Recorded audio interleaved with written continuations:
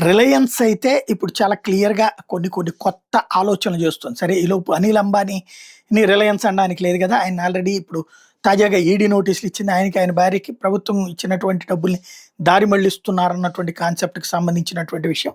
అదొక పెద్ద చర్చనీయాంశం అవుతుంది. అది పక్కన పెడితే తాజాగా జరుగుతున్నటువంటి మరికొన్ని పరిణామాలు అన్నటువంటిది కీలకమైనటువంటి అంశాలవుతున్నాయి. అందులో ఊహాజనితం గాకుండా వ్యూహాత్మకమైనటువంటిది. ఇప్పుడు జెమినీ, చాట్‌జీపీటీకి ధీటుగా సర్వం ఏఐ రెడీ చేస్తుందట. ఏఐ దిగ్గజాలు గూగుల్ జెమినీ, చాట్‌జీపీటీలకి సవాల్ విసిరే విధంగా బెంగుళూరు స్టార్టప్ సర్వం ఏఐ రిలీజ్ చేసినటువంటి సర్వం విజన్, బుల్బుల్ టూల్స్ సంచలనం రేపుతుంటే వర్డ్ ఆక్యురసీలో 87.3%, ఆప్టికల్ క్యారెక్టర్ రికగ్నిషన్‌లో ఓసీఆర్‌లో 84.3%, ఎర్రర్ రేట్‌లో 8.6%తో జెమినీ, చాట్‌జీపీటీ ఆంథ్రోపిక్ క్లౌడ్ కన్నా ఎంతో మెరుగైన ప్రదర్శన కనబరుస్తున్నాయి.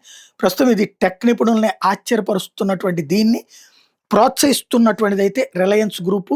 భారత్ జీపీటీ అనే భారత్ ప్రొడక్ట్ మీద పనిచేస్తుంది. ఆల్రెడీ చాలా చోట్ల బీటా వెర్షన్ టెస్టింగ్‌లో ఉంది.